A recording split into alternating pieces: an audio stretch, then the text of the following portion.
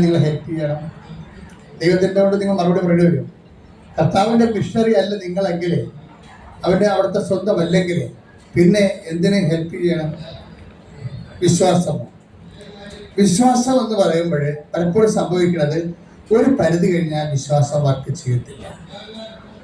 അതെന്താ കാര്യം എന്ന് വെച്ച് കഴിഞ്ഞാൽ അത് ഒരു വ്യക്തിയുടെ സിംഗിൾ ആൻഡ് സോൾ എക്സ്പ്രഷൻസ് ആണ്. നമ്മളെ മാത്രം ബാധിക്കുന്ന കാര്യമാണ്. ഒരു വ്യക്തിയുടെ എക്സ്പ്രഷൻസ് ആണ്. പക്ഷെ ഉടമ്പടി ഇതിൽ വർക്ക് ചെയ്യുന്നത് എന്താണ്? ഫിഡലിറ്റിയാണ് വർക്ക് ചെയ്യുന്നത്, ഫെയ്ത്ത് അല്ല. ഫെയ്ത്ത് ബേസിക്കായിട്ട് വേണം, ഫെയ്ത്ത് ഇല്ലാതൊന്നും നടക്കത്തില്ല. പക്ഷെ ഉടമ്പടി വർക്ക് ചെയ്യണത് ഫിഡലിറ്റിയാണ്, വിശ്വസ്തതയാണ്. ഞങ്ങൾ നിങ്ങൾക്ക് ഉപ്പ് തരുന്നില്ലേ? ഉപ്പ് തരുന്നില്ലേ? ഉപ്പെന്താ തരണ? ഉപ്പെന്താ തരണത്? ഈശോ പറഞ്ഞിട്ടുണ്ട്, നിങ്ങൾ ഭൂമിയുടെ ഉപ്പ് 13:5 13:5 എന്താണ്? മത്തായി ശ്രീകാട് സുവിശേഷം 13:5 നിങ്ങൾ ഭൂമിയുടെ ഉപ്പായിരിക്കണം.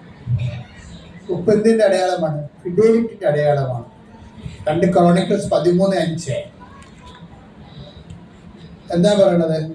മത്തായി 5:13 നിങ്ങൾ ഭൂമിയുടെ ഉപ്പായിരിക്കണം എന്ന് പറയും. അപ്പോഴേ ഭൂമിയുടെ ഉപ്പെന്ന് പറഞ്ഞാൽ എന്താണ്? നിങ്ങൾ കേടാകാതെ ഇരിക്കണം, പ്രിസർവേറ്റീവ് ആയിരിക്കണം എന്നാണ് പറയണത്. മറ്റുള്ളവരുടെ പ്രിസർവേറ്റീവ് ആയിരിക്കണം. അതാണ് ഞാൻ രോഗികളെ പോയി കാണണമെന്നൊക്കെ പറയത്തില്ലേ? അതല്ല, ഇത് ഫിഡലിറ്റിയുടെ ഭാഗമാണ്. രോഗികളെ പോയി കാണണം എന്നുവെച്ചാൽ മറ്റുള്ളവരുടെ മുമ്പ് നമ്മൾ ഭൂമിയുടെ ഉപ്പായിരിക്കണം. ഉപ്പെന്താണ് പരിപാടി? മറ്റുള്ളവർക്ക് ഭക്ഷണത്തിൽ രുചി ഉണ്ടാക്കും. നമ്മുടെ സംസാരങ്ങൾ, നെഗറ്റീവ് സംസാരങ്ങളെല്ലാം അവസാനിപ്പിക്കണം, പോസിറ്റീവ് ആയിരിക്കണം സംസാരങ്ങൾ. അഥവാ നെഗറ്റീവ് ആരെങ്കിലും പറയണമെങ്കിൽ നമ്മൾ മിണ്ടാണ്ടിരിക്കണം, അതേ ഉള്ളൂ. പറഞ്ഞ പക്ഷേ നമുക്ക് ചെയ്യാവുന്നത് എൻ്റെ കൂടെ കൂടുകയല്ല, അത് നമ്മൾ മൈൻഡ് ചെയ്യാതിരിക്കണം. കാര്യം ഇതാണ്. എന്താ കാര്യം? അവർ പറയണത് സുവിശേഷമല്ലല്ലോ.